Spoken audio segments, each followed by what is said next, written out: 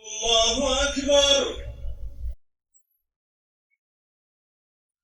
الله أكبر. الله أكبر.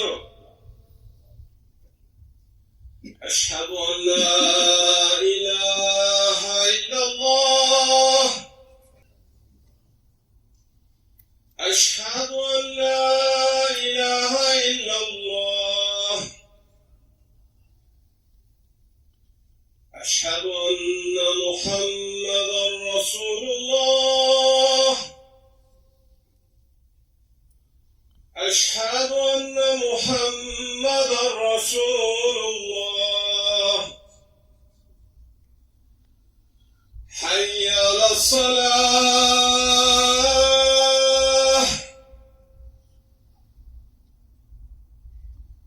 حي على الصلاة.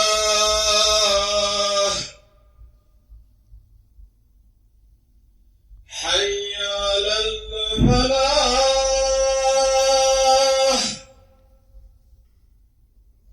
حي على الفلاح. الله أكبر. الله أكبر. لا إله إلا الله. إن الحمد لله نحمده ونستعينه ونستغفره ونعوذ بالله من شرور أنفسنا ومن سيئات أعمالنا. من يهده الله فلا مضل له ومن يضلل فلا هادي له. أشهد أن لا إله إلا الله وحده لا شريك له ونشهد أن محمدا عبده ورسوله وصلوات الله وسلامه على رسوله محمد وعلى آله وأصحابه الطيبين الطاهرين وعلى أتباعهم والتابعين ومن تبعهم بإحسان إلى يوم الدين. يا أيها الذين آمنوا اتقوا الله حق تقاته ولا تموتن إلا وأنتم مسلمون. يا أيها الناس اتقوا ربكم الذي خلقكم من نفس واحدة وخلق منها زوجها وبث منهما رجالا كثيرا ونساء.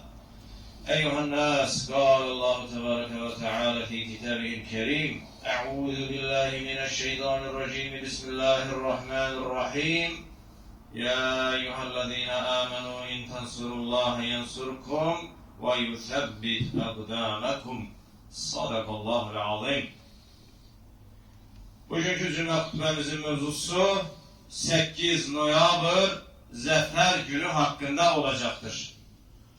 Muhterem Müslümanlar, bize sayısız hesapsız nimetler bahşeden, bizi yok iken var eden, bizi varlıklardan canlı eden, bizi canlılardan insan eden, insanlardan Müslüman eden, bizi ana rahminde iken belə unutmayıp ruzilendiren, doğulduktan sonra en saf ve temiz olan sütü anamızın sinesine yerleştiren, en mühtaç olduğumuz havanı her yerde var eden, havadan sonra mühtaç olduğumuz suyu dünyanın 3/4'üne yayan, bizi yeryüzünün halifesi eden, bizi muhatap hem söhbet bilip bizimle danışan, bizi diğer varlıklardan üstün edecek ağıl nimetiyle tecihiz eden, bize özünü ifade etme gücü, kabiliyeti olan,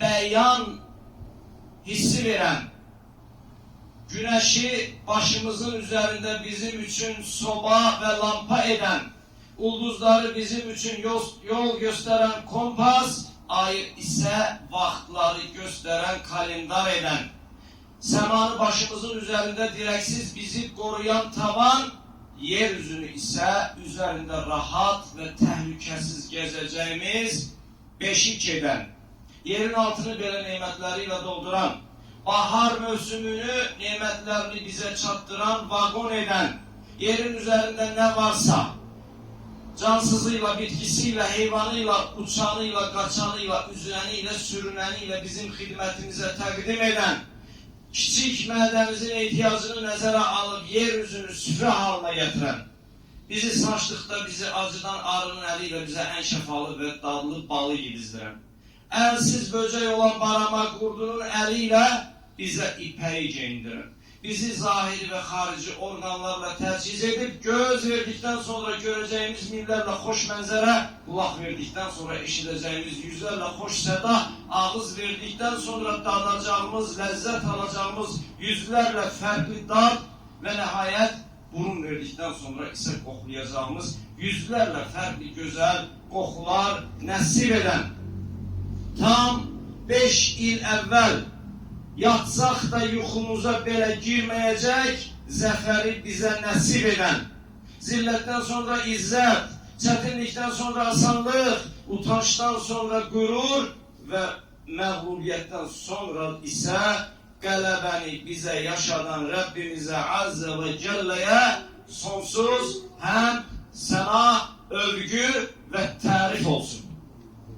Dəyərli müsəlmanlar, 2020-ci ilin 27 sentyabrından başlayaraq 44 gün davam edən vətən müharibəsində Müzəffər Ali Baş Komandanın rəhbərliyi ilə şəhidlərimizin və qazilərimizin qanı və canı bahasına, əskər və zabitlərimizin şücaəti ilə həmçinin siz mömin qardaşlarımızın və yumruq kimi birləşib hər sahədə çalışan xalqımızın zəhməti, birliyi və duaları nəticəsində erməni işğalçıları tərəfindən əkilmiş şər ağacının kökü zəfər günü kəsildi.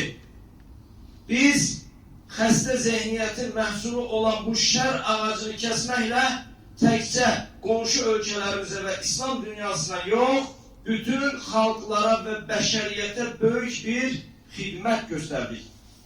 Tariximizə ən şərəfli səhifə kimi düşən 8 noyabr zəfəri müasir tariximizin qürur və iftixar günüdür. Bu zəfər sadəcə ölkəmizdə yaşayan xalqımızın yox, dünyanın dörd bir tərəfində yaşayan hər bir Azərbaycanlının zəfəridir. Bu zəfər 1804-cü ildə məscidimizin tam yaxınlığında dəfn olunan Gəncəni Rus qoşunlarından qoruyarkən qəhrəmancasına döyüşərək şəhid olan Cavad xanın zəfəridir. Bu zəfər 1905-ci ildə ermənilər tərəfindən öldürülmüş 3000-dən artıq Azərbaycanlının zəfəridir. Bu zəfər 1918-ci ildə Bakı, Şamaxı, Quba, Göyçay, Xaçmaz, Lənkəran və Naxçıvanda ermənilər tərəfindən qətlə yetirilmiş soydaşlarımızın zəfəridir. Bu zəfər 1988-ci ildə ermənilər tərəfindən zorla didərgin salınan və qətl edilən həmvətənlərimizin zəfəridir. Bu zəfər 1-ci Qarabağ müharibəsindəki şəhidlərin, qazilərin, itkinlərin və onların yaxınlarının zəfəridir. Bu zəfər ermənilərin Gəncə, Naftalan və Bərdəyə atdıqları raketlərlə həyatını itirən günahsız körpələrin, hətta müharibə kəlməsini belə ömründə bir dəfə olsun belə eşitməyən məsum körpələrin, kişilərin və qadınların zəfəridir. Əziz müsəlmanlar, zəfər günü münasibəti ilə sizi və bütün xalqımızı təbrik edir və hər birimizi, birliyimizi pozmağa çalışanlara qarşı aid sayıq olmağa və vətənimizin müstəqilliyini və əmin amanlıq nemətini qorumaq yolunda daha çox çalışmağa çağırırıq. Değerli kardeşler, Allah hər kəsə cəmi bir dəfə verilən və hər şeydən daha dəyərli olan canını bu sadaladığımız nemətlərin bərpası yolunda fəda edən şəhid qardaşlarımıza qəni-qəni rəhmət eyləsin, dərəcələrini âli eyləsin, məqamlarını uca eyləsin və bu dəqiqə, bu xütbə anında bu məscidimizdə iştirak edən qazi qardaşlarımız var. Mən onları şəxsən tanıyıram. O qazi qardaşlarımıza da razı qalacağı, imanlı, bərəkətli, onun rızasına uyğun yaşamağı nəsib eyləsin. Və xalq olaraq bizlərə dəyərli qardaşlar, əlimizdə olan nemətin qədrini bilib, nemət sahibinə daim şükür etməyi nəsib eyləsin. Xütbəmi bir şeirlə tamamlamaq istəyirəm. Şair şeirində deyir ki, sahipsiz bir vətənin batması haqdır. Sən sahib çıxarsan, bu vətən batmayacaqdır. Allah vətəninə, dəyərlərinə sahib çıxan xalqlardan ola bilməyi bizlərə nəsib eyləsin. Barakallahu li və lakum fil Qur'anil azim ونفعني وإياكم بما فيه من الآيات والذكر الحكيم.